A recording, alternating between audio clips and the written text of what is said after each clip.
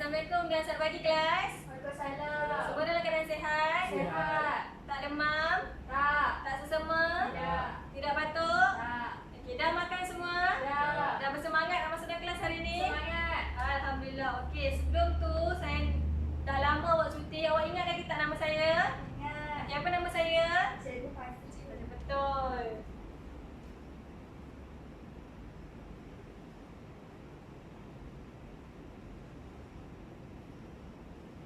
Okay, nama saya Fazrin. Awak boleh panggil saya Cikgu Fazrin ataupun Cik Fazrin. Okey, sebelum awak ingat lagi tak kod khusus kita apa? Ingat. Okey, apa kod khusus kita? II 021. Okey, II 021. Yang lain ingat tak? Ingat. Bagus.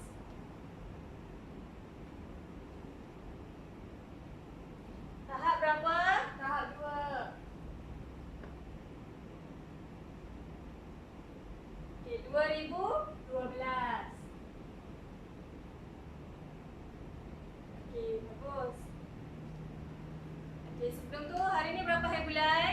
16 hari bulan 10.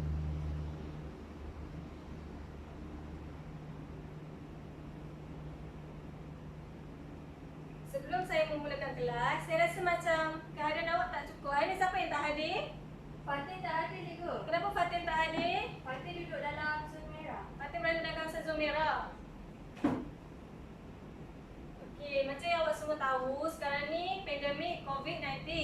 Jadi, awak perlu jaga keselamatan diri awak dan sentiasa mematuhi SOP yang telah ditetapkan oleh kerajaan Malaysia. Jadi, sebelum keluar rumah, awak kena pakai tutup muka, awak kena jaga jarak sosial, awak kena berada dan kurangkan kawasan yang berada dekat ramai orang. So, jangan kawasan sesak, jangan pergi. Duduk dalam rumah, tak ada keperluan, tak perlu keluar. Okey. Saya nak minta tolong awak, bila Fatin dah sampai atau Fatin dah boleh kembali ke sekolah, saya nak tolong awak bagi tahu Fatin supaya datang untuk berjumpa dengan saya. Kenapa? Bila kita berada dalam kelas ataupun kawan kelas kita tak datang, kita sebagai pelajar yang kawan dia perlu ada rasa tanggungjawab untuk bagi tahu dia. Dia perlu datang jumpa saya supaya dia tak terlepas pelajaran yang dia tak hadir. Faham? Okey, awak kena ada sifat tu. Okey, boleh? Boleh. Okey.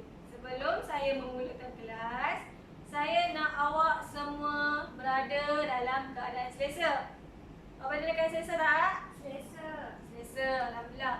Okey, dan saya nak ingatkan perkara yang paling penting sekali, saya nak awak tutup telefon ataupun ubah mood telefon kepada mood senyap. Kerana saya tak nak mengganggu proses PNP berjalan. Okey. Kalau awak main handphone semasa saya belajar, saya mengajar, awak takkan faham. Boleh buat macam tu? Boleh. Okey, awak berada dalam keadaan selesa? Selesa. Alhamdulillah.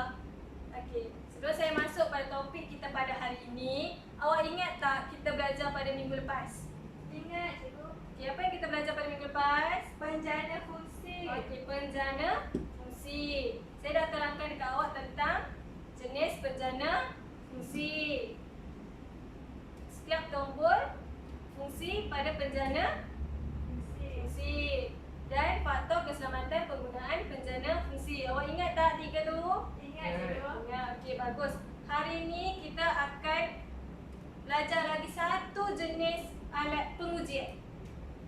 Okey, excited tak nak belajar? Excited. Okey, hari ini kita akan belajar tentang pengenalan kepada osiloskop. Okey.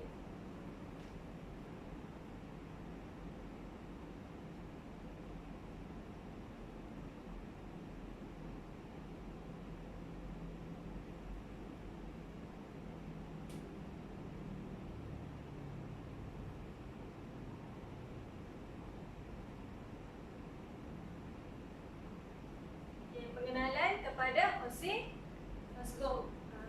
Dia berada dalam C02. Okey. Kenapa? Tujuan pembelajaran ni, tujuan awak belajar pengenalan kepada osiloskop. Tujuan awak belajar tajuk ni adalah untuk jelaskan jenis osiloskop, terangkan fungsi osiloskop dan terangkan faktor keselamatan osiloskop.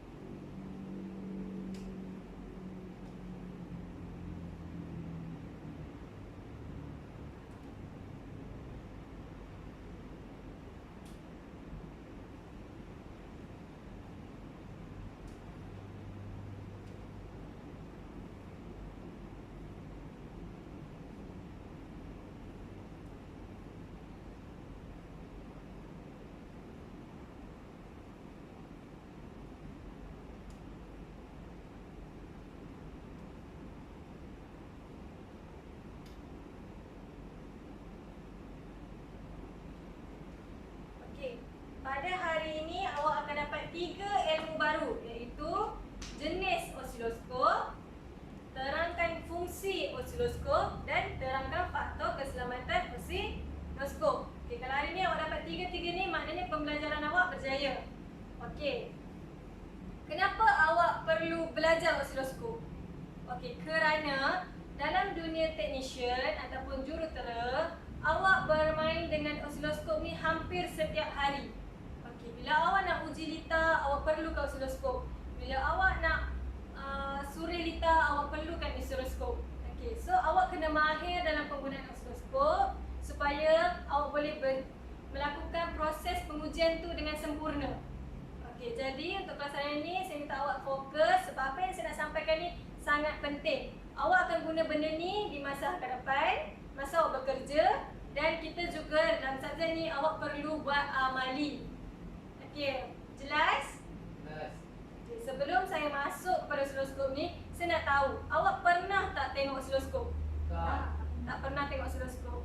Awak pernah tak buat pengujian dengan osiloskop? Tak pernah. Tak pernah. Okey, tak apa. Saya akan masuk hari ni mengajar tentang topik ini. Awak pasti akan seronok.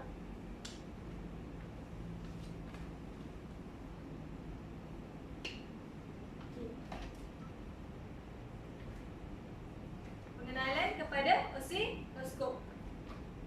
Osiloskop merupakan satu alat ukur yang amat berguna untuk kerja-kerja pengujian lita elektronik. Okey, osiloskop ni dia hanya untuk kerja-kerja pengujian sahaja. Maknanya dia bukan peralatan yang boleh untuk awak macam bateri, yang boleh untuk awak ukur keluar skala, multimeter. Bukan, dia hanyalah untuk pengujian lita sahaja. Awak perlu guna osiloskop mengikut jenis dan fungsi dia lah. Okey, so osiloskop merupakan alat ukur yang amat berguna untuk kerja-kerja pengujian lita elektronik. Lita elektronik ni perlu awak ukur dengan osiloskop sebabnya osiloskop ni berfungsi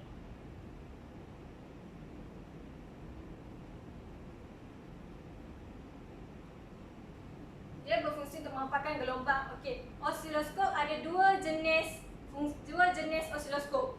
Osiloskop yang pertama adalah jenis osiloskop analog dan osiloskop yang kedua adalah jenis osiloskop digital.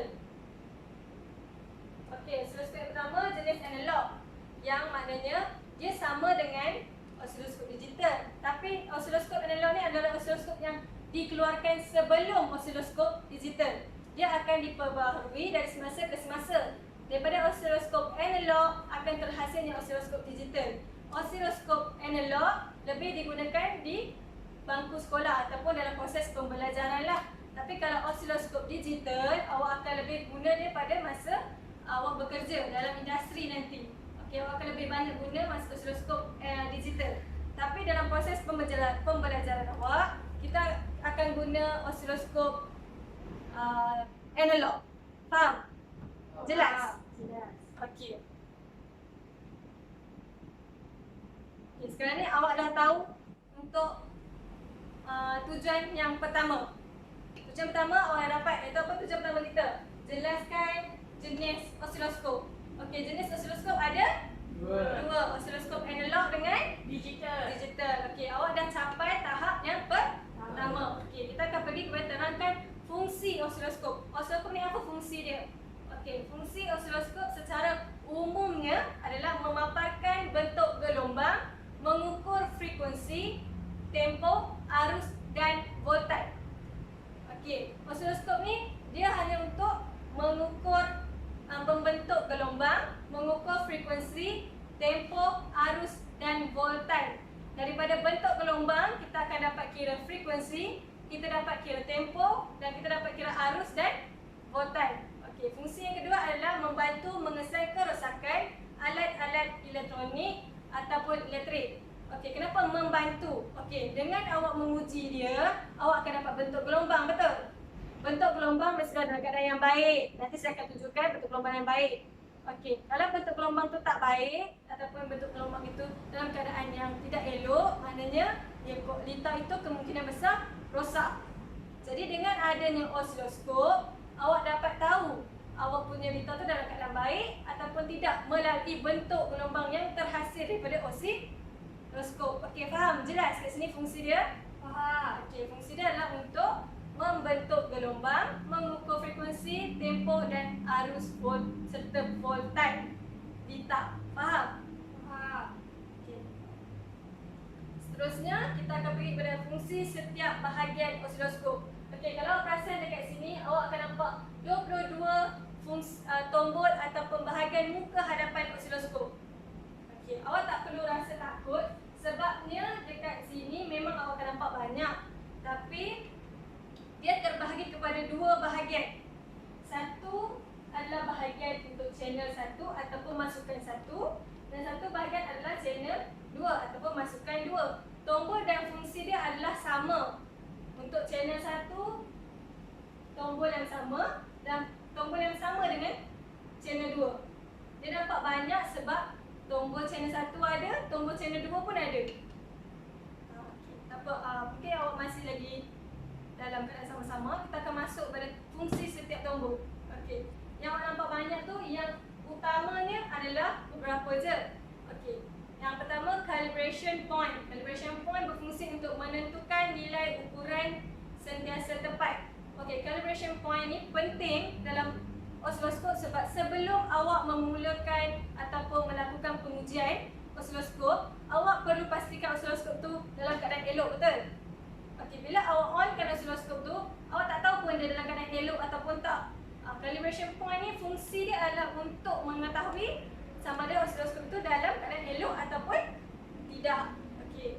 Yang kedua, intensity, untuk mengawal kecerahan gelombang supaya tidak kabur. Bila awak ukur gelombang yang terhasil daripada paparan skrin ni, okey, paparan skrin ini tidak kabur, awak perlu laraskan pada tombol intensity. Okey, tombol fokus atau untuk mendapatkan garisan gelombang yang tajam. Okey, bila gelombang awak tu dia macam kembang orang panggil. So untuk awak luruskan garisan dia tajam kan, awak perlu laraskan pada tombol fokus. Okey, power atau on off untuk on off kan oscilloscope, volt dan volt atau diff. Okey, volt atau diff ni dia untuk meningkatkan atau merendahkan amplitude gelombang. Okey, bila awak dah ukur gelombang awak dapat terlalu besar, gelombang dah sampai terkeluar daripada skrin tu. Awak nak dapat bentuk tak tahu nak lukis macam mana. So awak laraskan pada tombol amplitude, tombol diff ataupun volt. So dia akan dapat gelombang mengikut kesesuaian skrin awak. Okey. Dan channel 1 adalah untuk channel 1, position untuk melaraskan kedudukan atas atau bawah. So kalau awak dapat gelombang itu yang macam kedudukan dia berada di atas, so tombol position berfungsi untuk melaraskan gelombang untuk berada di kedudukan yang sesuai pada pandangan mata awak. Okey, faham? Seterusnya, channel 2 sama juga dengan channel 1, terminal dia untuk channel 2. Okey, latent triggering level untuk menghentikan gelombang yang bergerak. Okey, bila awak ukur satu-satu gelombang akan bergerak secara sentiasa bergerak lah. Sentiasa bergerak. So untuk awak lukis gelombang atau untuk awak baca gelombang tu, awak perlu menghentikan gelombang tu. So fungsi dia dekat ni tombol trigger level ni untuk memberhentikan gelombang supaya awak senang untuk baca, supaya awak senang untuk lukis. Okey, sebab kan daripada gelombang kan kita nak kira dia punya voltan, kita nak kira dia punya tempo, kita nak kira dia punya frekuensi. So kita perlu menghentikan dia. So tombol ni sangat penting lah. Okey, seterusnya time atau diff untuk mengecilkan atau membesarkan jarak satu kita. Okey, satu kita bentuk gelombang. Okey, kalau kita tu terlalu besar ataupun terlalu kecil, awak boleh laraskan ikut kesesuaian supaya senang awak nak kira nanti. Okey, faham? Jelas? Faham. Setakat ni dan paling penting sekali skrin untuk memaparkan bentuk gelombang. Apa-apa oscilloscope, kalau skrin dia dah rosak, oscilloscope tu tidak boleh digunakan langsung. Selagi tidak boleh di-repair. Faham? Selagi awak tak repair dia punya, tak boleh perbaiki dia punya skrin dia, awak tak akan boleh guna oscilloscope dia. Okey. Dekat sini. Okey, dekat sini awak akan nampak banyak tombol dekat situ, tapi awak tak perlu susah hati ataupun rasa risau. Awak tak perlu hafal kedudukan tombol tersebut. Kerana dekat paparan ke depan ni, dia akan label setiap tombol. Yang saya nak awak hafal adalah setiap fungsi tombol. Sebab dekat sini dia cuma letak nama tombol. Dia tak letak fungsi. Jadi awak kena hafal semua fungsi tombol. Channel 1 dan channel 2. Channel 1 dan channel 2 mempunyai tombol yang sama, iaitu tombol-tombol yang ini. Ini adalah tombol yang ada pada channel 1 dan yang ada pada channel 2. Faham? Jelas? Jelas. Okey, bagus. So saya nak awak hafal lah kalau boleh setiap tombol ni berfungsi macam mana, supaya bila awak melakukan kerja amali ataupun bila awak buat pengujian, awak tidak pusing je. Awak tekan je semua tanpa tahu fungsi tombol tersebut. Bila awak tak tahu fungsi, awak takkan boleh buat kerja dalam keadaan yang sistematik dan awak akan boleh menyebabkan kerosakan kepada osiloskop tersebut. Faham? Jelas? Faham. Okey. Seterusnya, jenis-jenis gelombang yang osiloskop dapat hasilkan. Okey, contohnya adalah antaranya adalah gelombang sinus, gelombang segi empat, gelombang segitiga dan gelombang gerigi. Faham? Okey, 4 jenis gelombang ni adalah gelombang yang famous lah, yang selalu orang gunakan untuk pengujian osiloskop.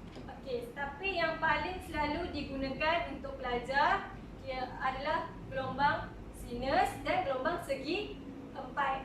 Okey, gelombang sinus adalah gelombang yang berbentuk seperti ombak. Okey, seperti ombak. Bentuk seperti ombak. Dia ada charge positif dan dia ada charge negatif. Okey, awak boleh pandang dekat bawah. Buat nampak tak? Jelas tak? Jelas. Okey. So ni adalah gelombang sinus. Gelombang sinus dia ada charge positif dan dia ada charge negatif. Okey, boleh faham? Dan gelombang nak tahu satu-satu bentuk satu-satu kitar bentuk gelombang. Okey, satu kitar gelombang. Kitar tu adalah dia ada penuh yang ini. Charge positif ada, charge negatif pun ada. Dia sama dengan satu bentuk gelombang. Faham? Faham. Jelas? Jelas. Okey.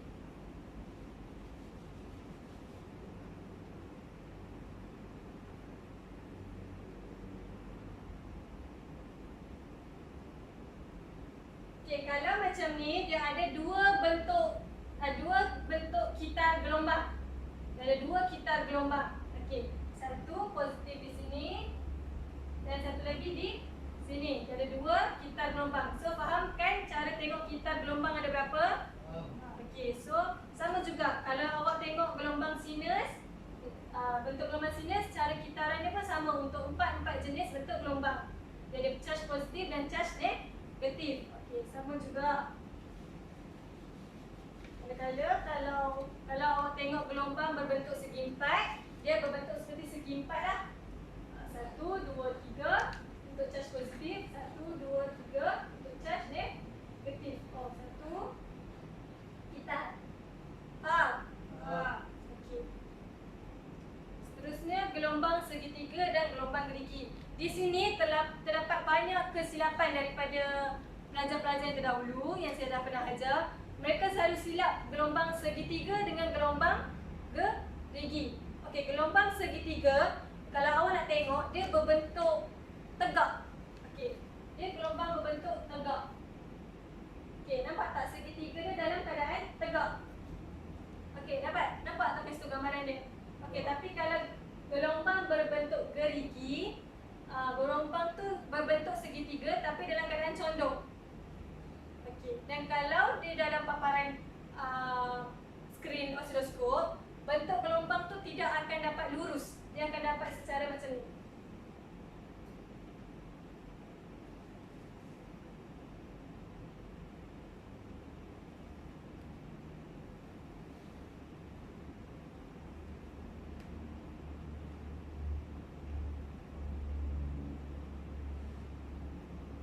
Okey, bentuk gelombang tu dia akan dapat secara bergerigi. Maksudnya dia tak dapat satu garisan yang lurus je. Walaupun awak dah laraskan pakai fokus, awak dah laraskan pakai intensity, dia akan dapat bentuk situ. Dekat situ awak boleh tahu dia berbentuk gerigi. Dan kalau dapat bentuk lurus, dia berbentuk segitiga. Okey, faham? Jelas? Faham.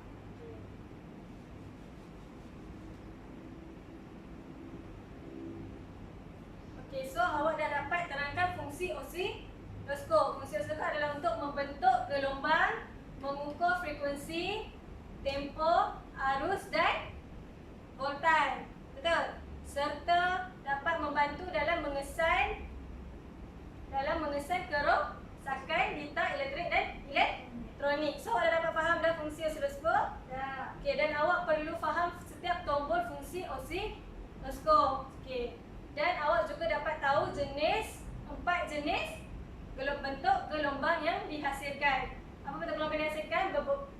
Gelombang sinus, gelombang segi empat, gelombang segitiga dan gelombang gerigi. Okey, betul. Maknanya awak dah capai tahap tujuan kita yang kedua. Okey. So kita boleh saya masuk kepada yang faktor keselamatan osiloskop. Okey, dah bersedia? Okey, setiap peralatan elektronik ataupun setiap peralatan yang awak gunakan, awak perlu mengamalkan keselamatan peralatan untuk mengelakkan kejadian yang tidak diingini berlaku. Okey, saya tak nak berlaku peralatan rosak dan saya tak nak berlaku awak kemalangan semasa menggunakan peralatan. So, setiap kali nak buat peralatan, awak kena pastikan osiloskop yang awak gunakan dalam keadaan paparan yang jelas supaya awak punya markah, awak punya hasil pengujian tepat, betul. Kalau paparan tak jelas, awak boleh bagi tahu dekat saya akan tukar kepada yang baru. Okey. Yang kedua, menggunakan probe ujian yang betul dalam keadaan baik. Okey, dan dalam keadaan baik. Bila awak nak guna probe yang channel 1 ataupun channel 2, awak perlu gunakan probe yang elok supaya hasil pengujian awak dalam keadaan yang baik. Okey, faham? Okey, sebelum awak ambil tu, awak perlu memeriksa fizikal osiloskop sebelum digunakan. Supaya kalau awak dah tengok osiloskop yang awak dapat dengan kawan awak dapat osiloskop berbentuk petak, tiba-tiba kawan awak dapat osiloskop berbentuk segitiga. Okey, tak ada osiloskop berbentuk segitiga. Maknanya kawan awak dapat tu osiloskop dia tak elok. Osiloskop semua berbentuk segi empat. Faham? Okey. So, melakukan calibration sebelum menguji kita. So, kalau awak dah onkan osiloskop, awak tengok calibration dia tak boleh berfungsi. Osiloskop tu tak ada keluaran gambar, tak ada keluaran tak ada keluaran gelombang. So, awak tak boleh guna osiloskop tersebut. Kerana osiloskop tersebut ada masalah ataupun dalam keadaan tak elok. Okey. Menggunakan osiloskop mengikut SOP yang betul. Bila awak guna osiloskop, awak kena tahu SOP dia. Sebelum menggunakan osiloskop, awak kena buat apa? Semasa menggunakan osiloskop, awak kena buat apa? Dan selepas menggunakan osiloskop, awak kena buat apa? Okey, nanti kita akan masuk secara mendalam pada topik yang akan datang lah. Okey, simpan osiloskop di tempat yang selamat. So, awak akan simpan dalam stor khas peralatan pengujian. Awak tak boleh letak dekat bengkel ataupun awak tak boleh letak dekat tepi-tepi pintu, tepi-tepi meja. Sebab nanti jatuh, osiloskop mahal, nak beli beribu-ribu. So, bila jatuh sekali, dah tak boleh guna. Okey, faham? Jelas? Awak boleh ikut amalkan konsep keselamatan osiloskop? Jelas keselamatan osiloskop? Jelas. Okey, so awak dah faham tentang keselamatan osiloskop. Untuk kelas hari ni, awak dah dapat 3 benda yang baru. Awak dapat jenis osiloskop. Semua dapat kan jenis osiloskop? Faham kan? Faham. Okey, dapat terangkan fungsi osiloskop. Betul, awak dapat terangkan setiap fungsi, tombol dia dapat. Okey, dan awak dapat terangkan faktor keselamatan osiloskop. Okey, so awak dah dapat 3 tujuan pembelajaran. Jadi kelas awak, pembelajaran saya PNP ni berjalan dengan lancar. Okey, sebelum tu saya akan edarkan kertas penerangan. Okey.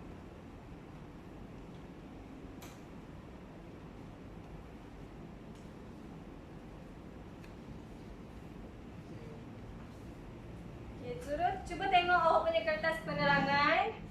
Dapat tak kod EE 021-2-2012 C02 P3/12. Okey. Kertas dia pengenalan kepada osiloskop. Okey, saya nak awak baca. Saya bagi awak masa dalam 2 minit untuk baca, dan kalau tak faham boleh tanya saya.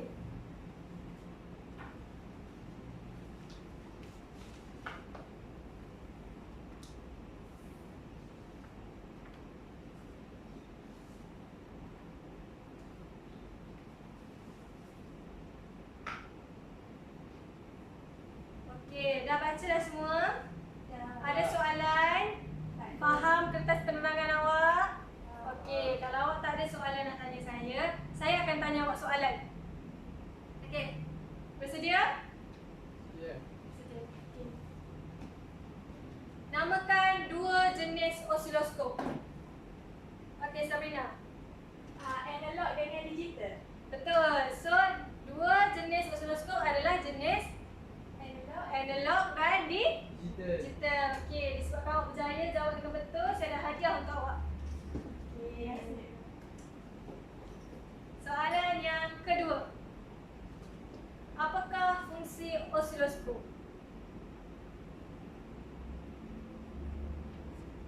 Okey, ni apakah fungsi osiloskop?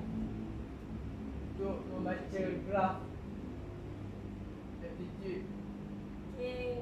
Jawapan awak betul tapi kurang tepat. Okey. Apakah fungsi osiloskop? Osiloskop berfungsi untuk memaparkan gelombang yang dapat menguji frekuensi, tempo dan voltaj serta masa. Okey, faham? Okey, so itu adalah fungsi osiloskop. Tapi disebabkan awak tak dapat jawab, jawapan awak hampir betul, saya tetap bagi awak hadiah sebab saya bermurah hati hari ini. Soalan yang keempat. Soalan yang ketiga. Sebutkan dua langkah keselamatan osiloskop. Okey, Sabrina, dua langkah. Meletakkan osiloskop di tempat yang selamat. Okey. Itu memilih julat frekuensi yang sesuai. Okey, betul. Ya.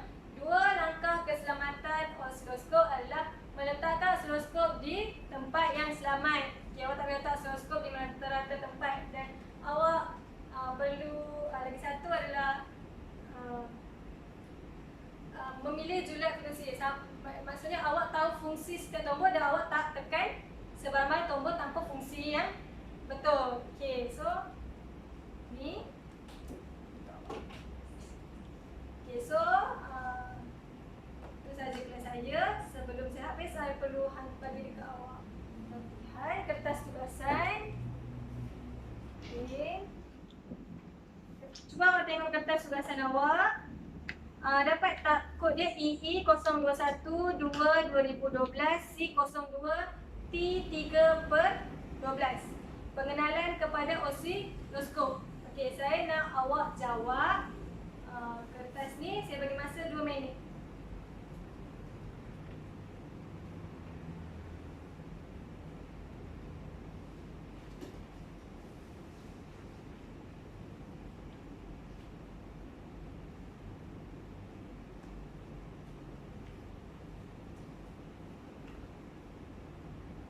Okey, tinggal lagi seminit untuk masa menjawab. Kertas tugasan ni awak boleh rujuk dengan kertas penerangan lah untuk awak jawab soalan dia.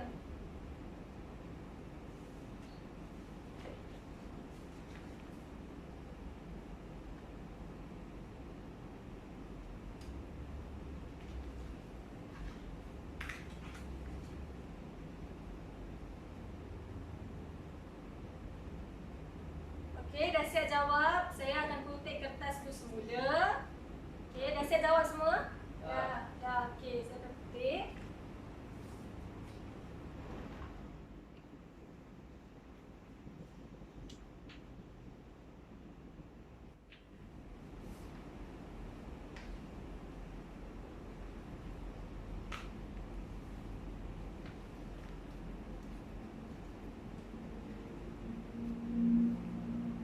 Okey, awak ada apa-apa soalan tak? Berdasarkan kertas ni, ada soalan yang tak boleh jawab? Tak ada. Ada. Dan saya tengok daripada ringkasan dia dan saya dah semak, awak boleh menjawab soalan yang telah diberikan dengan betul dan tepat. Jadi, apa yang telah disampaikan pada hari ini, awak boleh guna mempraktikkan untuk masa akan datang. Contohnya dalam kelas akan datang, kita akan lebih mendalam lagi pasal osiloskop. Dan bila amali, awak boleh gunakan setiap fungsi. Bila awak datang fungsi, awak boleh menggunakan setiap bila amali, awak boleh menggunakan osiloskop dengan baik. So,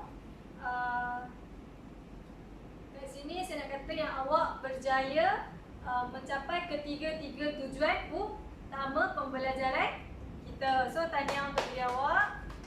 Okey. Untuk tajuk yang hadapan, untuk kelas hadapan, kita akan berkenalan dengan lagi satu peralatan pengukuran, iaitu meter pelbagai ataupun multimeter. So saya nak awak bersedia dengan multimeter. Awak boleh rumah, boleh buat revision ataupun ulang kaji untuk subjek atau topik yang baru sebelum masuk kelas pada minggu akan datang. So di sini untuk kelas saya